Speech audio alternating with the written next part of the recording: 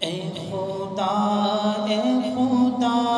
تو ہے سب سے بڑا، اے خدا تو ہے سب سے بڑا، تیرا ہم سر کوئی اور نہ ثانی تیرا ہم سر کوئی اور نہ ثانی تیرا، اے خدا تو ہے سب سے بڑا، جس پہ چلتے رہے انبیاء اولیاء، جس پہ چلتے رہے انبیاء اولیاء، راستہ وہ ہدایت کا ہم کو دکھا، راستہ وہ ہدایت کا ہم کو دکھا، گمراہی میں نہ کر تو ہمیں مبتلا، گمراہی میں نہ کر تو ہمیں مبتلا، تو ہے مشکل کشا، تو ہے حاجت روا، اے خدا تو ہے سب سے بڑا، تیرا ہم سر کوئی اور نہ ثانی تیرا، اے خدا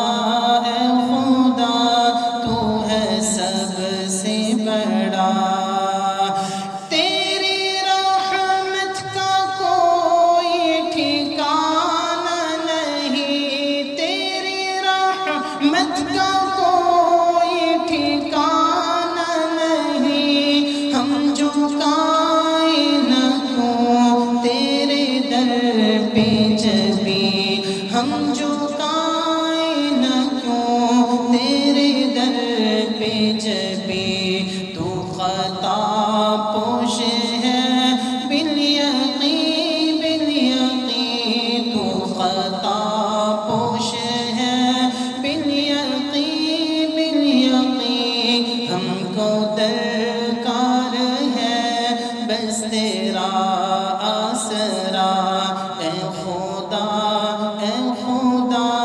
تو ہے سب سے بڑا،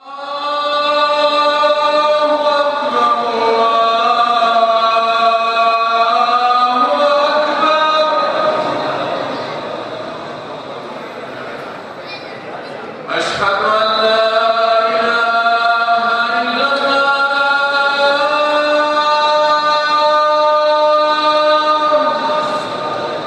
أشهد أن لا إله إلا الله،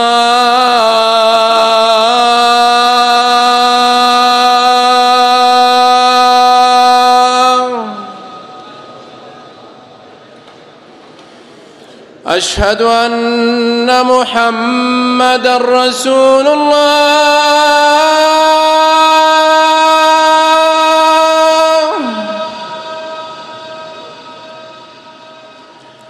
أشهد أن محمدًا رسول الله،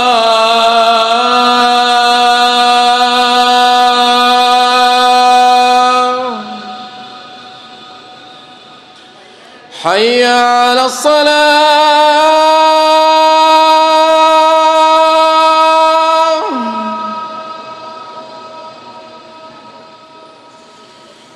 حي على الصلاة،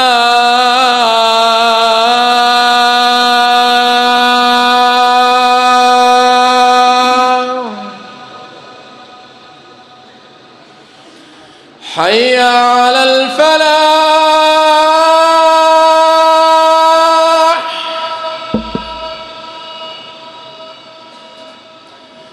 حي على الفلاح،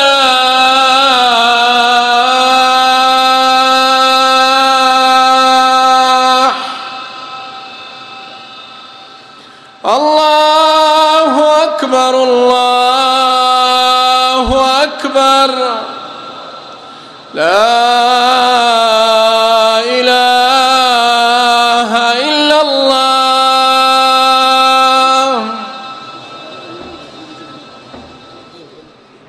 حيث جمعنا الله بهؤلاء الأئمة الأبرار، أسأل الله أن يحفظهم بحفظه الخاص، وأسأل الله جلت قدرته أن يجعلهم فوق كثير من خلقه، وأن يجمعهم في دار كرامته مع صاحب القرآن.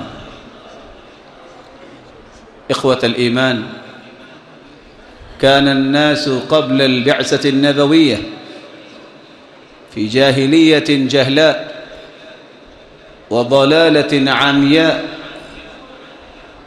يبتش القوي الضعيف، ليس هناك دين يزجرهم ولا قانون يردعهم. إذ طلع عليهم النور،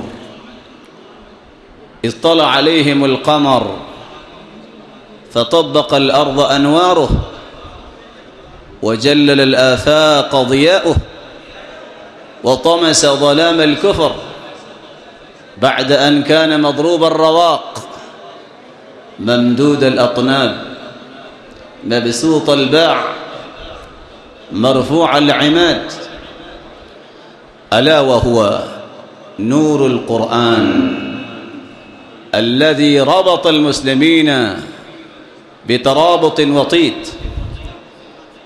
فالتف حول النبي صلى الله عليه وسلم السعداء، وانضم إليه العقلاء، فجيش الجيوش حتى سقطوا عروش الأكاسرة والقياصرة.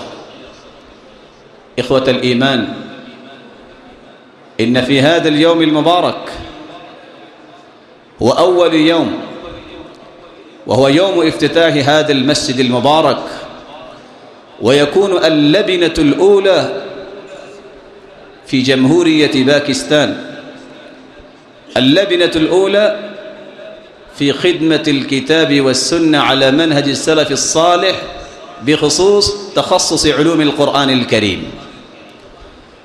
ونريد وأمنيتنا، ونسأل الله جلت قدرته أن يحقق أمنيتنا، أن يكون هذا المركز مركزا شامخا لنشر التوحيد الخالص أولا، وخدمة القرآن وأهل القرآن ثانيا. نشر الروح القرآني هو هدفنا. ماذا نريد من هذا المشروع المبارك؟ نريد أن يكون كتاب الله سبحانه وتعالى في قلب كل مسلم، ونريد أن يكون كتاب الله سبحانه وتعالى في يد كل مسلم، ونريد أن يكون كتاب الله سبحانه وتعالى دستورا للأمة الإسلامية.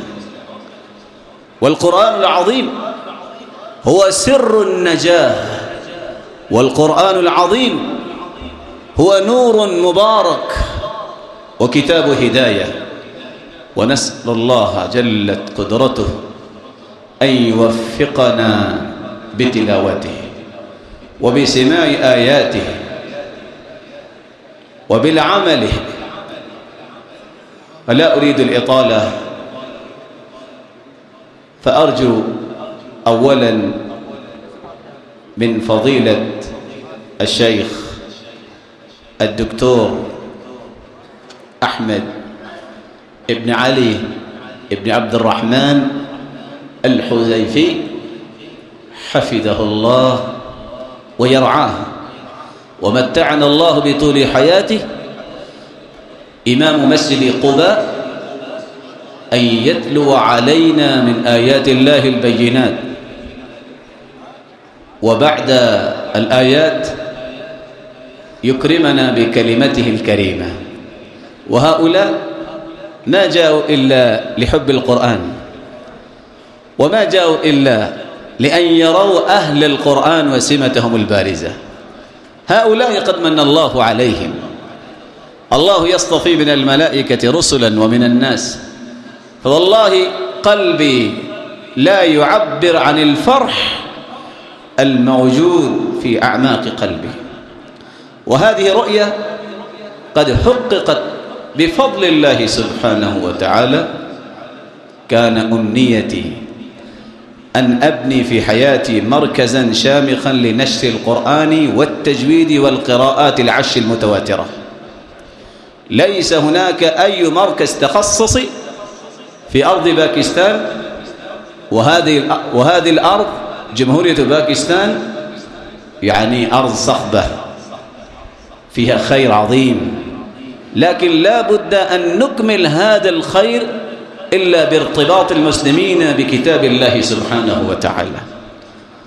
وقد حققت هذه الرؤية بمشيئة الله سبحانه وتعالى، وأرجو الله أن يغفر لي وإياكم وأن يعفو عني، ونحن مقصرون صراحة في خدمة القرآن والسنة، وهذا الجهيد ربما يبارك الله سبحانه وتعالى فيه ويكون إن شاء الله وبمشيئة الله سبحانه وتعالى مركزا شامخا لنشر القرآن وعلومه. فأرجو من فضيلة الشيخ الدكتور أحمد ابن علي ابن عبد الرحمن الحذيفي حفظه الله ويرعاه، अभी आपके सामने जो हस्ती तिलावत करना चाहती है, मस्जिद क़ुबा के इमाम जो PhD डॉक्टर हैं और मदीना यूनिवर्सिटी में भी इस वक्त प्रोफेसर हैं,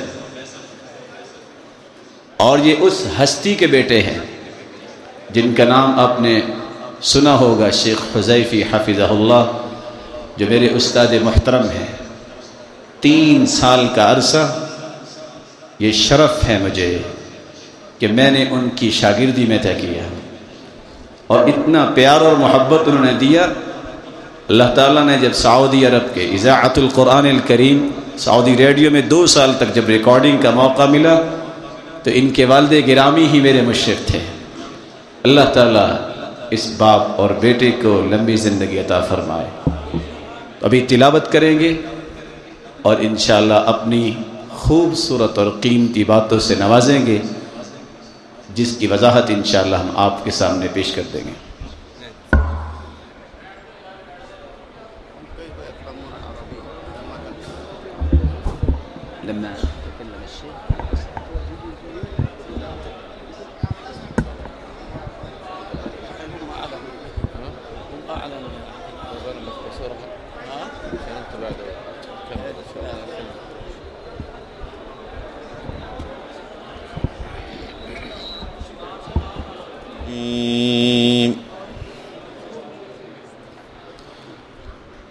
بسم الله الرحمن الرحيم.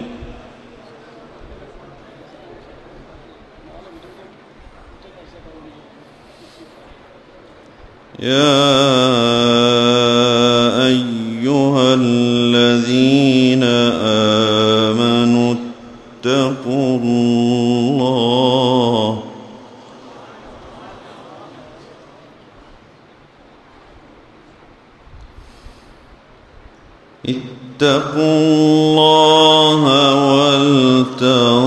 ولتنظر نفس ما قدمت لغد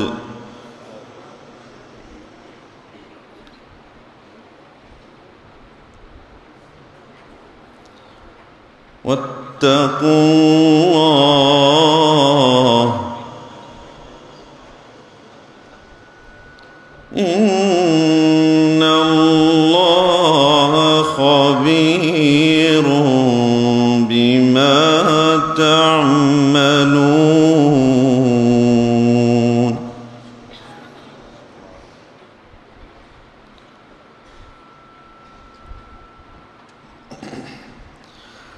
ولا تكونوا كالذين نسوا الله فأنساهم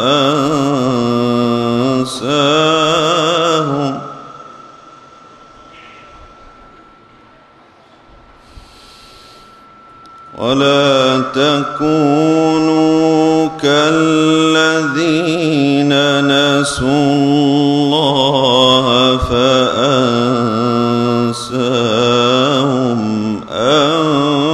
أنفسهم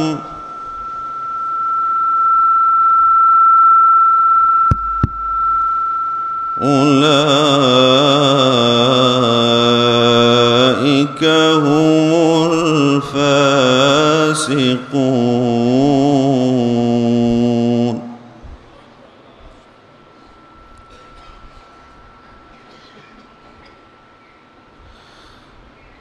لا يستوي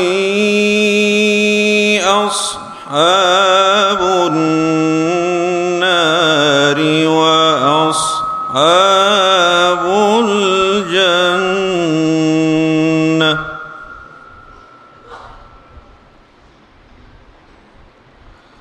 أصحاب الجنة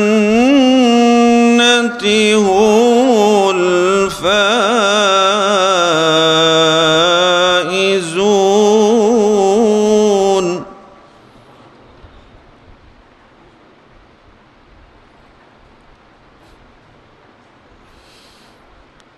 لو أنزلنا هذا القرآن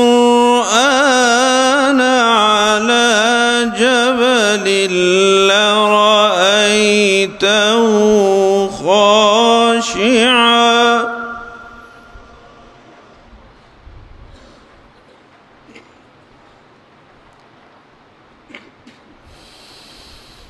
لو أنزلنا هذا القرآن على جبل لرأيته خاشعا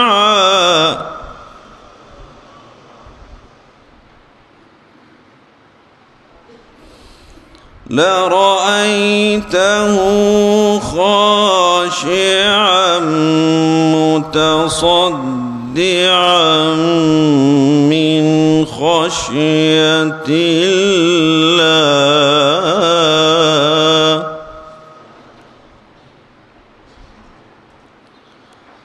وتلك الأمثال نضربها للناس لعلهم يتفكرون.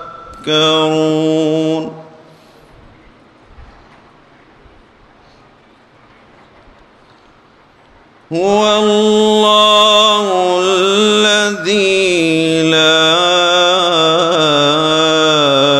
إله إلا هو.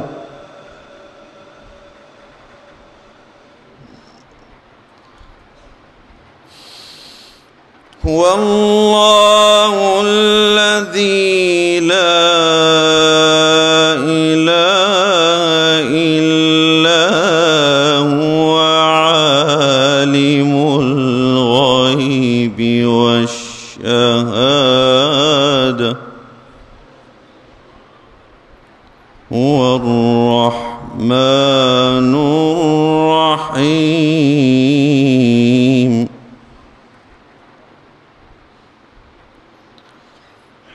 هو الله الذي لا إله إلا هو الملك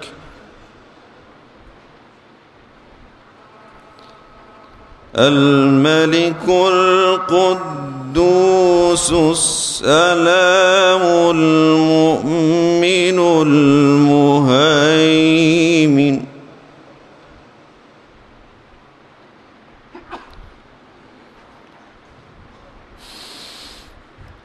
هو الله الذي لا إله إلا هو الملك القدوس السلام المؤمن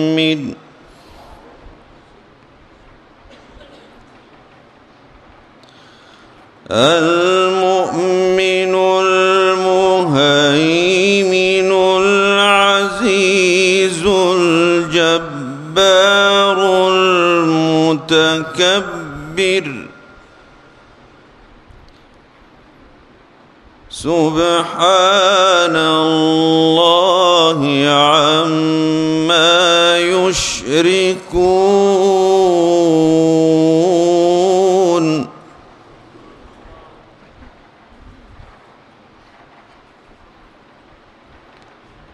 هو الله الخالق البارئ المصور له الأسماء الحسنى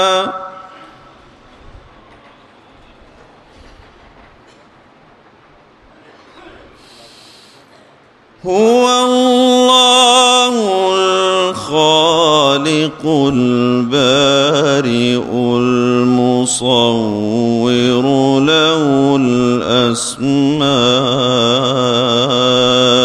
الحسنى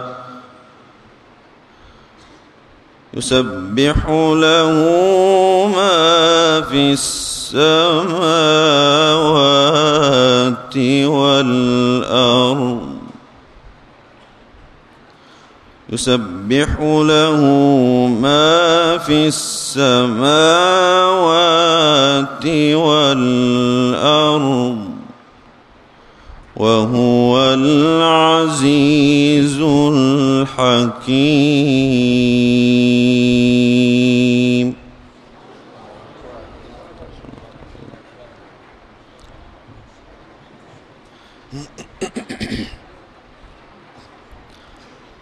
الحمد لله رب العالمين والعاقبة للمتقين ولا عدوان إلا على الظالمين وأشهد أن لا إله إلا الله وحده لا شريك له إله الأولين والآخرين وأشهد أن سيدنا ونبينا محمدًا عبده ورسوله المبعوث رحمة للعالمين. اللهم صل وسلم وبارك عليه وعلى آله وصحابته أجمعين وعن التابعين ومن تبعهم بإحسان إلى يوم الدين. أما بعد، أحييكم بتحية الإسلام وبتحية دار السلام. السلام عليكم ورحمة الله وبركاته. وأهنئ نفسي وأهنئكم ببشرى رسول الله صلى الله عليه وسلم، حيث يقول: ما اجتمع قوم في بيت من بيوت الله يتلون كتاب الله ويتدارسونه بينهم إلا نزلت عليهم السكينة وغشيتهم الرحمة وحفتهم الملائكة وذكرهم الله في من عنده. فأسأل الله عز وجل أن يجعلني وإياكم ممن نزلت عليهم السكينة وغشيتهم الرحمة وحفتهم الملائكة وذكرهم الله في من عنده.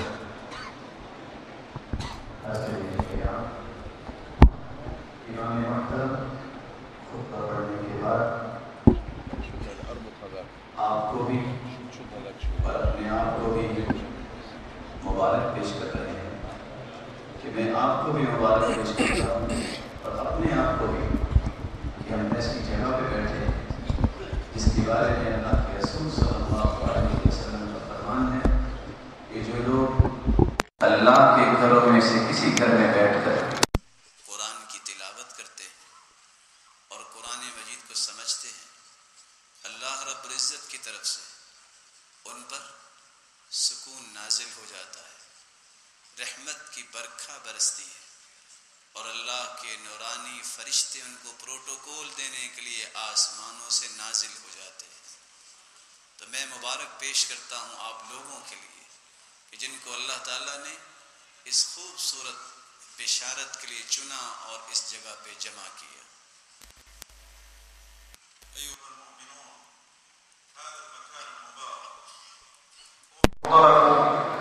رسالة النبي صلى الله عليه وسلم هو مصدر النور، هو أول عمل قام به رسول الله صلى الله عليه وسلم إدراكا منه لأهمية وعظمة المسجد، وأنه مجتمع المسلمين ومحل تعليمهم ومكان تقاضيهم. أول ما قدم رسول الله صلى الله عليه وسلم المدينة، ووفد من قباء بعد أن أقام فيها 4 أيام، نزل في موضع مسجده المبارك بأمر الله سبحانه وتعالى وبتسييره لناقته عليه الصلاة والسلام، فوقفت تلك الناقة المباركة في مربد لبعض الأنصار، ليتيمين من فتيان الأنصار، فاشتراه رسول الله صلى الله عليه وسلم وجعله موضعا لمسجده المعروف، وذلك لأنه صلى الله عليه وسلم يعلم أن هذا المسجد هو موضع اجتماع المسلمين، وهو مكان تعليمهم، وهو مكان تقاضيهم وشوراهم، وكل أمر من أمور الدنيا والدين كانت تقام في مسجد رسول الله صلى الله عليه وسلم.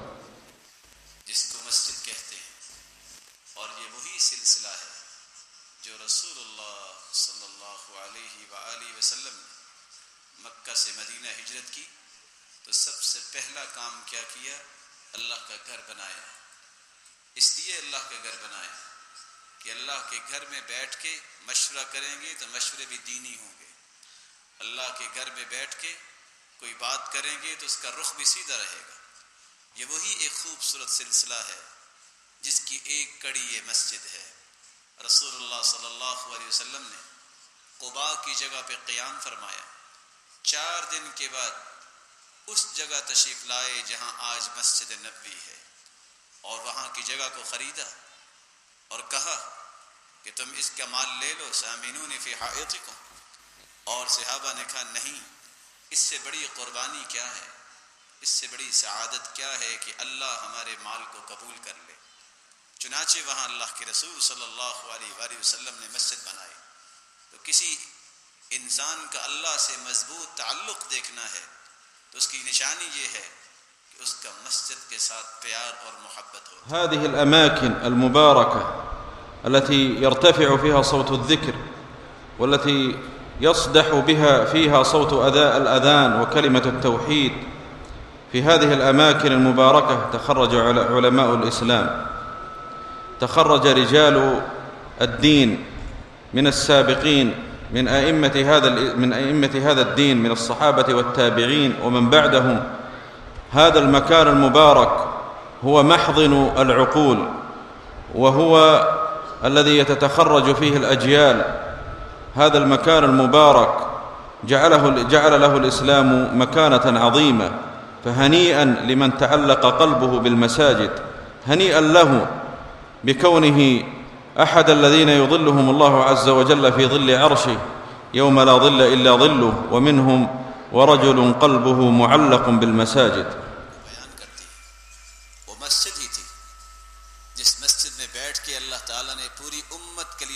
तैयार किए। यही वो जगह है जहां इंसान को अक्ल तो अल्लाह ने दी है, अपनी अक्ल को पॉलिश करना चाहता है तो यही जगह है जहां उसकी सही पॉलिश हो सकेगी। ये मस्जिद वो मुकाम है जहां दुनिया जहान के मसाइल को हल करने के लिए अल्लाह के सामने इंसान अपना सर झुका देता है। रसूलुल्लाह सल्लल्लाहु अलैहि वसल्लम ने कितना खूबसूरत फरमाया। वो 7 लोग सआदतमंद हैं, खुश नसीब हैं, बख्तवर हैं, जिनको क़यामत के दिन अर्श का साया नसीब होगा जिस दिन कोई साया नहीं होगा। और उन 7 में से एक वो है वरजुलुन क़ल्बुहु मुअल्लक़ुन बिल मसाजिद, जिस शख्स का दिल मस्जिद के साथ लग गया है, क़यामत के दिन जब कोई साया नहीं होगा, अल्लाह रब्बुल इज़्ज़त उसको अपने अर्श का साया नसीब फरमाएंगे। وتآلفهم ومعرفة بعضهم أحوال بعض وتآزرهم وتناصرهم وتواصلهم، كل ذلك مكانه هو هذا المكان المبارك المسجد، موضع اجتماع المسلمين لأداء شعيرة من أعظم شعائر الإسلام، وهي الصلاة، أعظم أعمدة الإسلام بعد الشهادتين. هذا المكان المبارك مكان عظيم ينبغي أن ترتبط به القلوب، وينبغي أن تعتاد الأقدام إلى السير إليه، وينبغي أن يألف المسلم هذا المكان المبارك الذي هو موضع الذكر وموضع التعلم. أسأل الله عز وجل أن يبارك في هذا المكان، وأن يجعله منارة للعلم، وأن يجعله منطلقا للدعوة، وأن يجزي خيرا القائمين عليه والذين سعوا في بنائه وساهموا ولو بأقل مساهمة في ذلك، فإني أبشرهم ببشرى رسول الله صلى الله عليه وسلم القائل: من بنى لله بيتا بنى الله له بيتا في الجنة. من بنى لله بيتا بنى الله له بيتا في الجنة، بيتا في الجنة. أعظم بهذا وأكرم به من شرف ومن جزاء عظيم من رب كريم سبحانه وتعالى. ولو تأملنا قول النبي صلى الله عليه وسلم: موضع سوط أحدكم في الجنة خير من الدنيا وما فيها، فكيف بأن يبني الله عز وجل لك بيتا في الجنة؟ فما أعظم هذا، وما أرفع مقامه، وما أعز منزلته. أسأل الله سبحانه وتعالى أن يؤلف بين القلوب، وأن يجعل هذا المكان مكانا مباركا يتخرج منه علماء تفيد منهم الأمة، ويتخرج منه رجال صالحون يكونون منارات للخير ومشكاة للهدى. وصلى الله وسلم وبارك على سيدنا ونبينا محمد وعلى آله وصحبه أجمعين. امام محترم کا آخری پیغام، رسول اللہ صلی اللہ علیہ وسلم نے پوری امت کو اگر اکٹھا کیا تو اس مسجد کے ذریعے اکٹھا کیا۔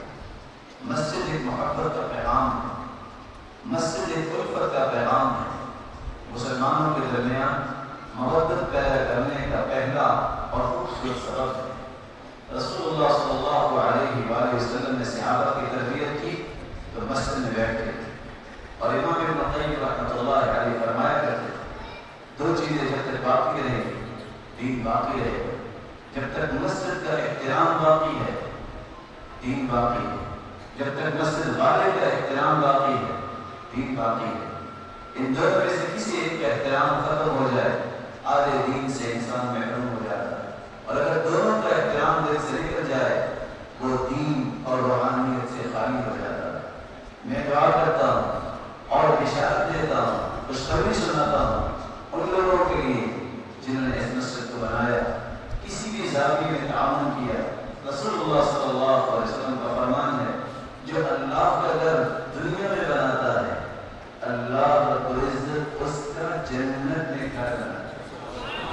اور حدیث کے الفاظ ہیں کہ اگر پوری دنیا اور جو کچھ اس کے اندر ہے اس کی قیمت لگائی جائے تو جنت کے اندر معمولی سی جگہ، ایک کوڑے کی جگہ بھی خریدنے کے لیے پیش کر دی جائے تو قیمت کافی نہیں ہوگی۔ ایک کوڑا کتنا اور ایک گھر جو جنت میں اللہ تعالیٰ بنائیں گے ان لوگوں کے لیے جنہوں نے کسی بھی شکل میں اس نے تعاون کیا۔ اور رسول اللہ صلی اللہ علیہ وسلم کا فرمان ہے کہ پرندے کے بیٹھنے کی جگہ اگر اتنی بھی تعمیر کا کوئی حصہ اپنے ذمہ لیتا ہے اللہ رب العزت اس کا جنت میں پورا گھر ہی بنا دے۔ اور میری دعا ہے اللہ تعالیٰ اس مرکز کو روشنی کا مینار بنائے، یہاں سے نکلنے والوں سے پوری امت مستفید ہو۔ اللہ رب العزت اس کو دین اور قرآن کا مرکز بنائے، اور اللہ اس دعا کے ساتھ کہ اللہ رب العزت ہم سب کو قرآن کی خدمت کے لیے قبول فرمائے۔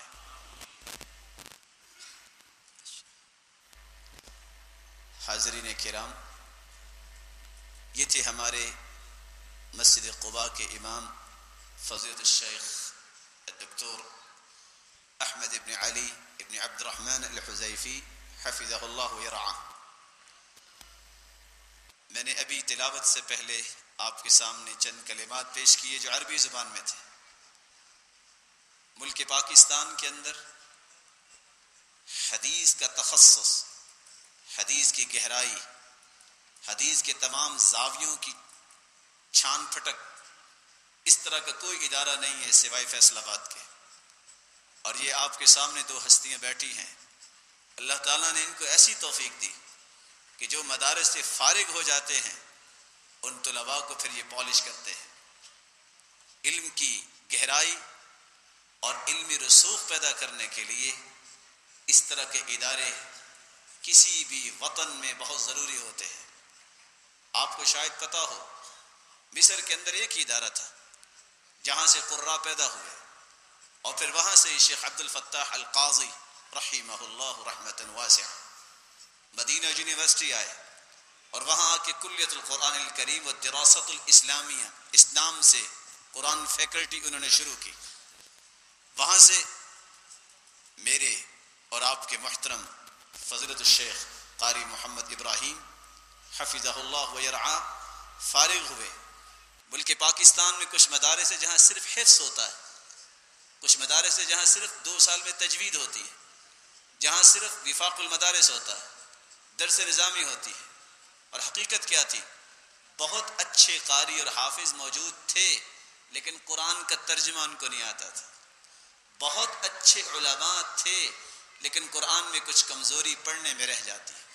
ان دونوں نیکیوں کو اور خیروں کو جمع کرنے کے لیے آج سے 22 سال پہلے کلیت القرآن الکریم والعلوم الاسلامیہ کے نام سے لاہور میں حضرت قاری صاحب نے یہ کام شروع کیا.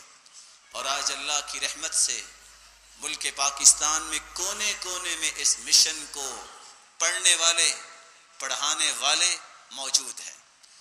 اس کے بعد آپ جانتے ہیں ادارۃ الاصلاح جن کے چیئرمین آپ کے سامنے ہیں حافظ مسعود عالم صاحب حفظہ اللہ ویرعا، کلیت القرآن الکریم والتربیۃ الاسلامیہ وہاں ابتدا کی. اس بات کی ضرورت تھی کہ جس طرح حدیث میں تخصص کے لیے ایک خوبصورت ادارہ فیصل آباد میں موجود ہے، ملک پاکستان میں بھی ایسا ادارہ ہو جہاں ملک پاکستان کی کریم کو اکٹھا کیا جائے، حفظ میں، تجوید میں، قراءات میں. اور انشاءاللہ یہ کریم جب فارغ ہوگی تو یہ ملک پاکستان کے لیے سب سے بہترین تحفہ ہوگا، بہترین امام اور بہترین خطیب. یہ ہمارا مقصد ہے. اب میں اس سے پہلے کہ اپنے آخری مہمان کو دعوت دوں، اس پورے کلیت القرآن کے سلسلے کے بانی ملک پاکستان میں جن کو اللہ تعالیٰ نے توفیق سے نوازا، میں گزارش کروں گا میں اپنے استاد اور جو آپ کے سامنے آخری ہستی بیٹھی ہوئی ہیں ان کے شاگرد فضیلت الشیخ الدکتور محمد ایوب حفظہ اللہ ویرعا، یہ استاد ہیں حضرت قاری ابراہیم صاحب کے. میں پہلے چاہوں گا کہ شاگرد تلاوت کریں، اس کے بعد انشاءاللہ استاد محترم کی تلاوت ہوگی اور ہم اپنا یہ پروگرام انشاءاللہ آخری لمحات کی طرف لے جائیں گے. أعوذ بالله من الشيطان الرجيم.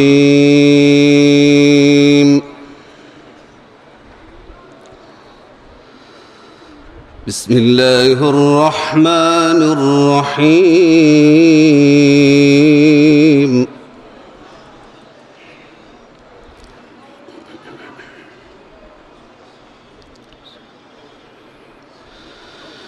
لله ما في السماوات وما في الأرض وإن تبدوا ما في أنفسكم أو تخفوه يحاسبكم به الله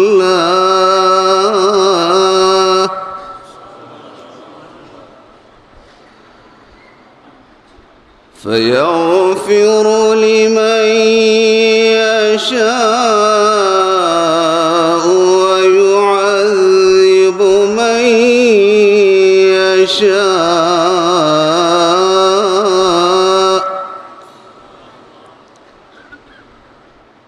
والله على كل شيء قدير.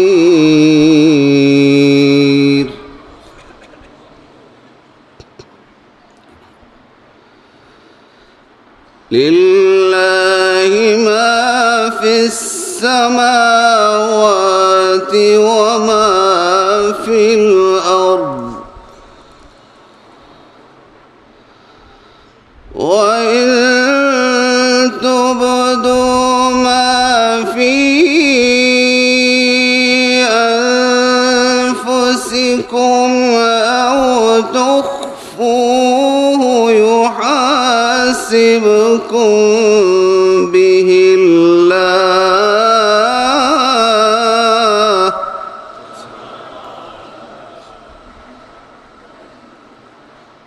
فيغفر لمن يشاء ويعذب من يشاء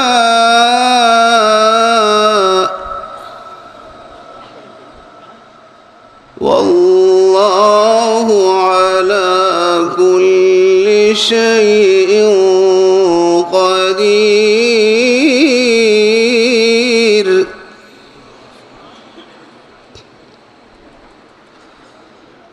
آمن الرسول بما أنزل إليه من ربه والمؤمنون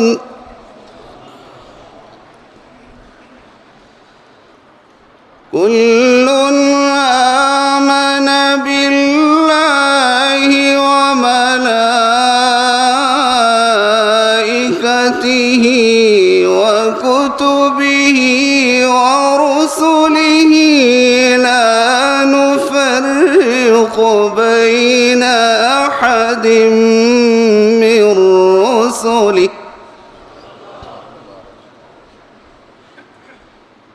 وقالوا سمعنا وأطعنا غفرانك ربنا وإليك المصير.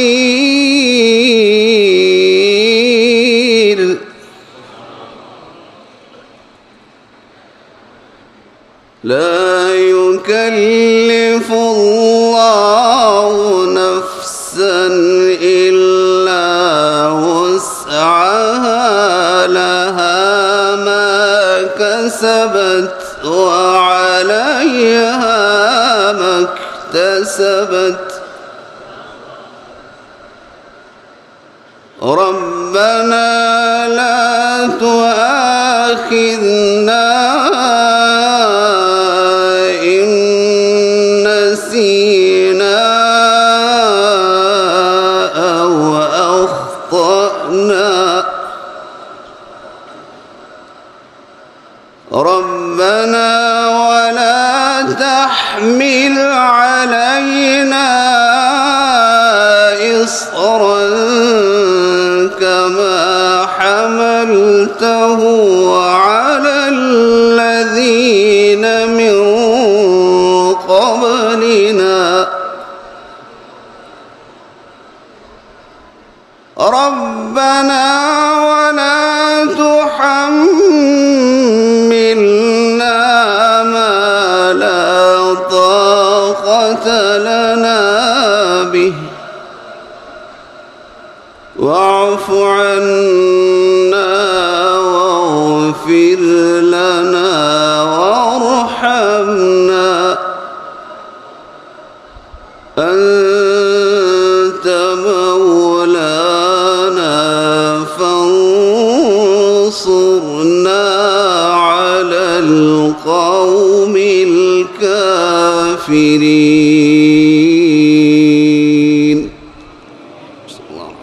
आसान नहीं कारी कुरान हो। इन जवाहिरों को तुमने एक ही नजर में खो दिया जिनको ढूंढा था आसमान ने खाक छान छान कर। सऊदी रेडियो में 5 साल तक रिकॉर्डिंग हजरत कारी साहब ने की और आज तक वो सऊदी रेडियो में नशर हो रही है। और अल्लाह रब्बुल इज्जत ने मदीना यूनिवर्सिटी के असातिज़ा के लिए सदका जारिया बनाया है।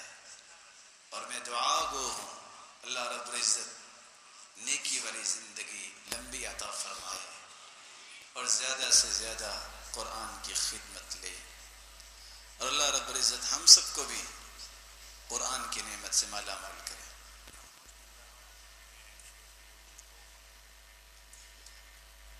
والآن أرجو من فضيلة الشيخ الدكتور محمد أيوب حفظه الله ويرعاه ومتعنا الله بطول حياته فليتفضل مشكورا ومأجورا। अभी हमारे आज के इस प्रोग्राम के आखिरी मरहला जो है इमाम मस्जिद नबी जो इस वक्त तिलावत करेंगे, आपने उनका नाम भी सुना हुआ, उनकी तिलावत भी सुनी हुई है, जो साबिक हैं, अल्लाह ताला इनकी ज़िंदगी में बरकत फरमाए। अभी तिलावत फरमाएंगे। मिनश्शैतानिर्रजीम। बिस्मिल्लाहिर्रहमानिर्रहीम। قل يا عبادي الذين أسرفوا على أنفسهم لا تقنطوا قل يا عبادي الذين أسرفوا على أنفسهم لا تقنطوا من رحمة الله إن الله يغفر الذنوب جميعا إنه هو الغفور الرحيم وأنيبوا إلى ربكم وأسلموا له من قبل أن يأتيكم العذاب ثم لا تنصرون واتبعوا أحسن ما أنزل إليكم من ربكم من قبل أن يأتيكم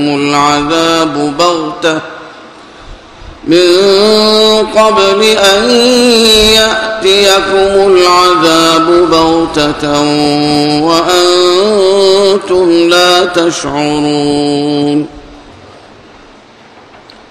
أن تقول نفس يا حسرة على ما فرطت في جنب الله يا حسرة على ما فرطت في جنب الله وإن كنت لمن الساخرين أو تقول لو أن الله هداني لكنت من المتقين أو تقول حين ترى العذاب لو أن لي كرة فأكون من المحسنين بلى قد جاءتك آياتي فكذبت بها واستكبرت وكنت من الكافرين ويوم القيامة ترى الذين كذبوا على الله وجوههم مسودة أليس في جهنم مثوى للمتكبرين وينجي الله الذين اتقوا بمفازتهم لا يمسهم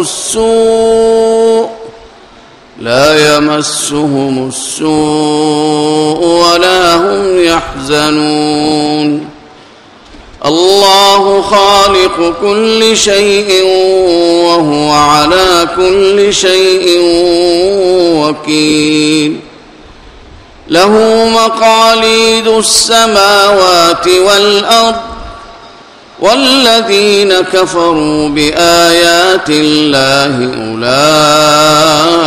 أولئك هم الخاسرون قل أفغير الله تأمروني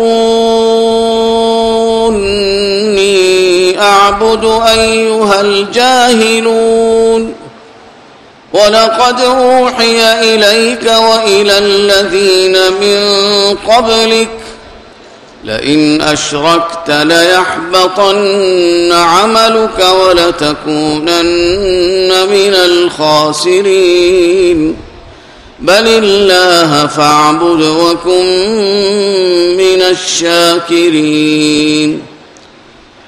وما قدروا الله حق قدره والأرض جميعا قبضته يوم القيامة والسماوات مطويات بيمينه سبحانه وتعالى عما يشركون ونفخ في الصور فصعق من في السماوات ومن في الأرض إلا من شاء الله ثم نفخ فيه أخرى فإذا هم قيام ينظرون وأشرقت الأرض بنور ربها ووضع الكتاب وجيء بالنبيين والشهداء وقضي بينهم بالحق وهم لا يظلمون ووفيت كل نفس ما عملت وهو أعلم بما يفعلون وسيق الذين كفروا إلى جهنم زمرا حتى إذا جاءوها فتحت أبوابها وقال لهم خزنتها ألم يأتكم رسل منكم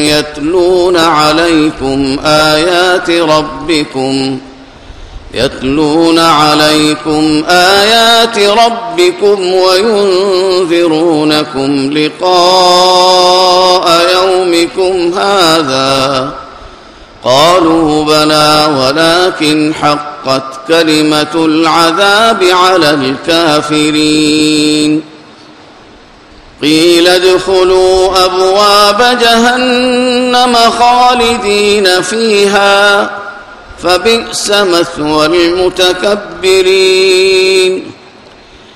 وسيق الذين اتقوا ربهم إلى الجنة زمرا حتى إذا جاءوها وفتحت أبوابها وقال لهم خزنتها سلام عليكم طبتم فادخلوها خالدين وقالوا الحمد لله الذي صدقنا وعده وأورثنا الأرض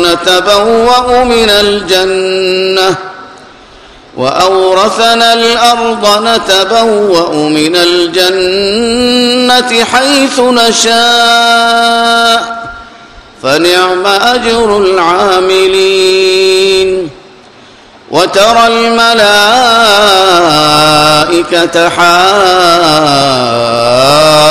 حافين من حول العرش يسبحون بحمد ربهم